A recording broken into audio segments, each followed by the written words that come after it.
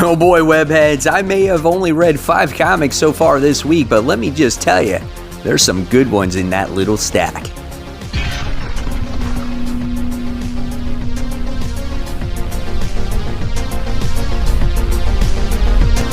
Hey, all my webheads out there, welcome back to Comic Book Corner 2.0, and fans, I am your host, Mike Spider Slayer, always helping you make decisions on what comic books to buy, and fans, I'm bringing you another episode of After the Poll. That's right, guys, this is the video series where I started reading some of my comic books, and I'm going to give you my thought on 5 of these books that I have read so far.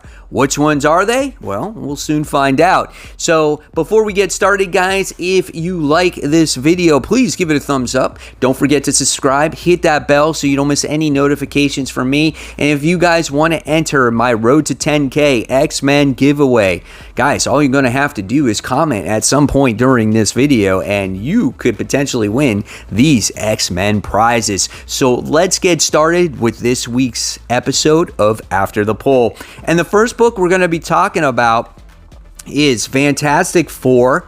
This is Life Story. This is issue 1. Celebrating 60 years of the Fantastic Four. There are a lot of books getting ready to come out when it comes to the Marvel's first family, and I was intrigued by this. Now, even though Chip Zdarsky is not writing this story, Mark Russell is the writer, and I love the concept of Life Story, how our characters age through the decades, and you get to see that. So 60s, 70s, 80s, 90s, 2000s, 2010s, 20s, whatever the case may be, you get the picture, okay? So let's check out the artwork here by Jean Isaac. Dude, I can't say the guy's name, so I apologize. But let's look at some of the artwork in here. The characters look great. I really enjoyed that about this book, right? Great facial expressions, bright, vibrant colors. Love the old school Fantastic Four costumes. I thought that was really nice as well. Here we get to see a page of Galactus in here too. So yeah, this book looks super spectacular when you're looking through it, okay? Now, before I get into the story side of things, guys, there are spoilers. So if you have not read these particular books, come back at a later date and watch this video so you don't get spoiled, and you can leave comments down below on what we discussed. All right, so Fantastic Four takes place back in 1961. We get to see John F. Kennedy as the president. There is the space race. That's what this story is about. It's the Russians going to space. It's about America getting to space. And basically what happens is Reed Richards winds up getting a actual call to make a spaceship to go to space. And basically what happens is the fuel that they use to power the rocket is kind of no good. And so they had to scrub the mission. And that's what triggers Marvel's first family to actually go into space themselves so they can prove everybody wrong that their rocket was actually safe. So after recruiting Ben Grimm and going to basically, I guess, whatever it was, NASA or whatever they went to, they wound up taking off in their actual rocket ship, which was cool. And what I also liked about this book too is that all the characters in here seemed really pretty much in character, so it was very enjoyable, and you get to see honestly what happens to the Fantastic Four. Now, by now, we all know what happens to them when they go on their spaceship and they go into their, go through the cosmic rays and things like that. They all change and they all get their abilities. But here in this book, you wind up seeing that Reed gets a glimpse of Galactus, okay? And he wasn't sure if that's what he truly seen or not, and that was kind of cool.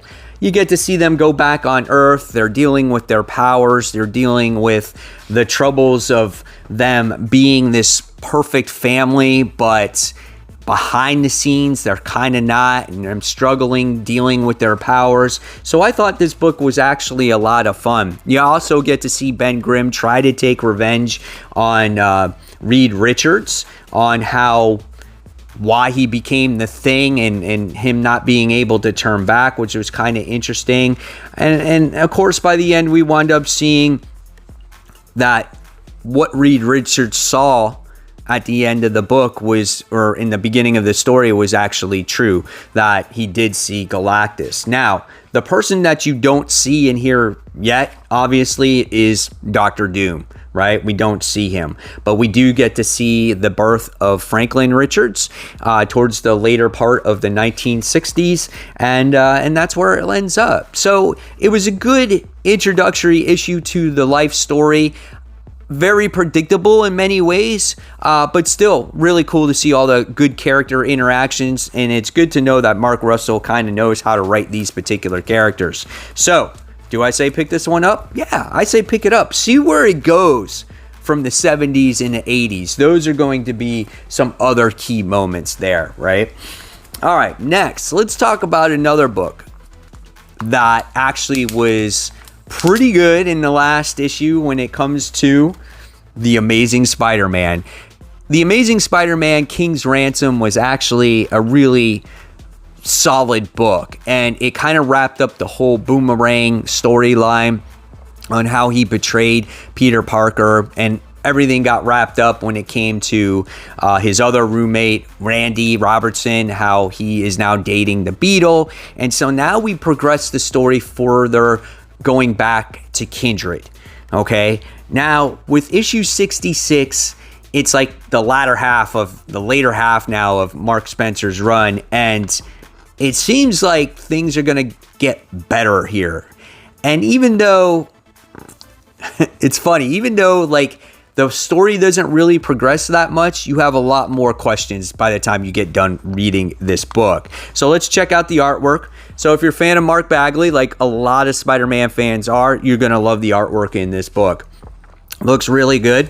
A lot of great fight scenes in here. I actually like the way Spot looks in this book, even though he's just black and white. Looks like a human Dalmatian. And then we wind up seeing Spider-Man, of course, in the book. So all the characters look good. Oh, and we also get the return of Kingpin's son. We get the Rose returns, and we get Tombstone back in here.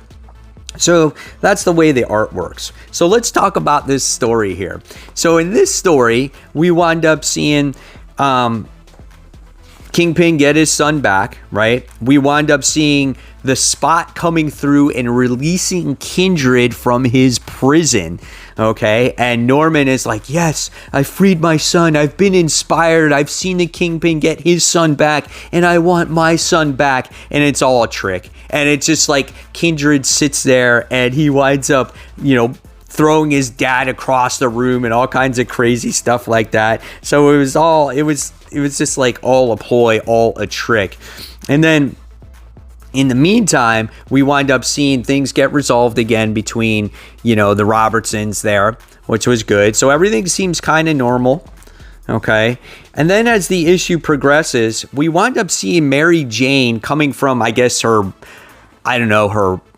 red carpet premiere of her movie that she shot. And then we wind up getting, Overdrive winds up kidnapping Mary Jane, but not for a bad reason, for a good reason. He wants her to help because Carly Cooper is gone missing, and we don't know where she's at, okay? Again, here's that scene where Norman is trying to help Kindred, and he basically just slams him against the floor, and he's like, you pathetic weakling. So that was kind of cool to see that. But then the issue gets kind of weird, right? So you wind up finding out that, Peter meets up with Betty, and he hasn't seen her in a while, and she's pregnant. So who is she hooking up with? Who is she married to or dating or whatever it is? And then the next thing you wind up seeing is Carly Cooper is somewhere in jail. So how does she get in jail? Who knows? Then the big kicker at the end of this issue is that we wind up seeing Harry at the end, right? Is that Harry or is that Norman? I can't tell. They kind of look the same. So I don't know what's going on in this book now, but I want to say that maybe it is Harry. You guys let me know in the comments below. Norman and Harry look the same. Norman got beat up earlier in the issue, so I'm a little confused on how it is. Based off of this picture, it looks like it is Harry Osborn in the prison with Carly. That's what it looks like to me, but I could be wrong. You guys let me know in the comments below. But what did you think of this issue of Amazing Spider-Man? And do you see improvement in this series going forward? I liked it. I'm on board with it. I think we might get some positive results by the time his run is actually done and over with, if this keeps up. We'll see what happens with the whole chameleon conspiracy thing. So I say pick this one up. Pretty good. Not the best issue of Amazing Spider-Man, but pretty good. All right, next, let's talk about a new #1 that came out this week from DC Comics. And this one is one I think a lot of people have been waiting for a very long time, and that is Wonder Girl. This is issue 1. Now, we get the same artist in this book, right? Same writer. And let me just tell you guys, the artwork in this book is absolutely phenomenal. Looking at all the panels on the screen is gorgeous. Looking at the characters' facial expressions are gorgeous. Their eyes, looking at their eyes mesmerizes you. It like draws you to the characters. And I'm like, wow. And check out this page right here. This is gorgeous. And then you get this like this bus driver who gets distracted by Yara on how gorgeous that she is, and he's like, yeah, so many distractions. So the artwork was actually really good. The read was quite quick, but you're intrigued by the time you wind up getting to the end of this title, okay? So the cool thing about this is you see Yara on a plane flight to Brazil, and it looks like she's remembering the old days of her childhood and how her older sisters wind up getting killed, right? And I thought that was a really awesome way to introduce the book. And then we wind up seeing her on that plane, okay? And she's going on this tour to try to find out more about her history, which I thought was kind of cool because the person that raised her didn't tell her anything about her parents and stuff like that. And then you wind up going to like Themyscira, okay? And you wind up going to Mount Olympus and all the other places, and you find out that there's some kind of shadow, something that's being casted over all the women here, and there's bad things that are starting to happen. Also, this kind of happens with Yara as well as she's leaving the airport. And she's like, all of a sudden, it feels like everyone's looking over my shoulder. So as a reader, you're kind of not really understanding really what's going on. But she's got this big headache. And as she's going on her little bus ride, she winds up seeing that there's this car that is getting ready to explode. So you wind up seeing her save somebody, which was really nice. She meets the bus driver personally now, and it looks like she has a buddy. But the next thing that you wind up seeing in here as she's taking a YouTube video, or someone is actually recording her with this whole tour, is that she winds up hearing this beautiful song from the ocean, and she winds up getting mesmerized by this, and she winds up jumping into the ocean or being taken by this creature, and she winds up, which looks like she's drowning in the ocean, and this creature winds up taking her, hypnotizing her.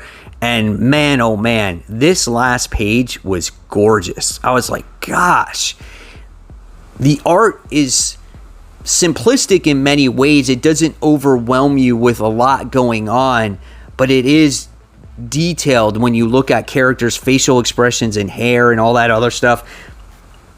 I love this book. I loved it. Even though that not much has really happened, it just intrigues you. Like, I felt hypnotized like Yara Flora did at the end of this book. So guys, if you're still on the fence about picking up Wonder Girl issue 1, I definitely say pick it up. It kind of picks up right where it last left off. It's awesome, you know. I wouldn't say story wise it does that, but just with the excitement of the book, I think it, you know, picks up where it last left off. So I definitely say pick up Wonder Girl issue 1. All right, let's talk about another book. Best issue of the series so far. This one goes to Stray Dogs. This is issue 4. Stray Dogs was a series that I just never anticipated being the way that it is. And it always surprises me more and more with every issue that comes out. And the next issue is the conclusion to this series. And, you know, I feel like with a series like this, you can only write it for so long, but I will miss it when it goes away. You think this is such a beautiful book, right? You know, not dark or anything anyway, but because you get to see doggies at the end of it. People have been sending their pictures of their dogs. It's so funny, you know. I sent my picture and Cookie wound up making it on there. But in this issue of Stray Dogs, we wound up getting to see kind of the origin story of the dog by the name of Earl, right? And it was pretty sad. It was pretty sad, if I may say so, if I say so myself, okay? Now, if you have not read Stray Dogs, this is a story about a bunch of dogs who realizes that there's something off about their master, and they're trying to uncover what's been going on. What's so good about this book is the actual art in this book. It reminds you of a Disney show or movie, but yet it has this very dark twist to it. You also never see the humans' faces completely in this book. Their backs are always turned. Their faces always have like light on them, or it's covered up. Something there where you never see human faces. It's always focused on the dogs. So in this issue, we wind up seeing that one of their last friends, their dogs, did something very bad, and you're led to believe that this dog wound up getting shot from their master. So all their dogs are all frantic. They don't know what to do. They have to explore. They realize that they're thinking that the master's a really bad guy. They killed all of their former owners, things like that, and they're still trying to unravel this mystery. So what happens is they're trying to smell the particular dog by the name of Victor, who was a Dalmatian that got killed. So they're all smelling around, and they go towards this shed. And this is the place that's called the punishment, where the dogs are bad. This is where they go to. Okay. So what happens, and they're like, oh, Victor's over here, and Victor's over there, and he's also in here. So what happens, the dogs wind up going in, and this book is so filled with suspense. You want to know what's in that shed so bad. Like, what's in that shed that makes it punishment, right? So what happens is you wind up seeing the main dog that got introduced in this book by the name of Sophie. She goes in there and she says, no, you can't go in there. Just run away. Please, just go. We have to leave. The dogs are like, we have to figure it out. We have to. We have to see what's going on. The next thing they see is they open up the door, and this is what they see.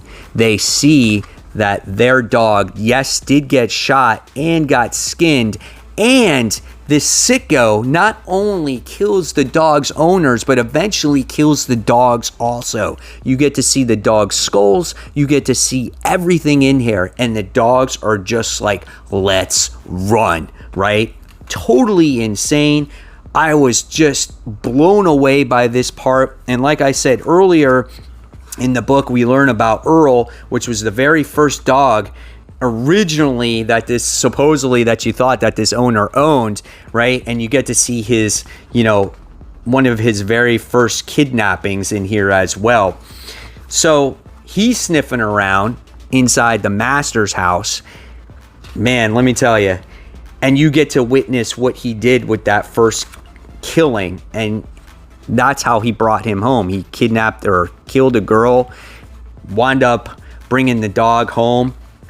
He winds up sniffing around in, wrong places. The master comes home, and you wind up getting to see that all the dogs are basically trophies that were killed previously. So he is the last dog from the original bunch of dogs. So you thought, as the reader, all these dogs?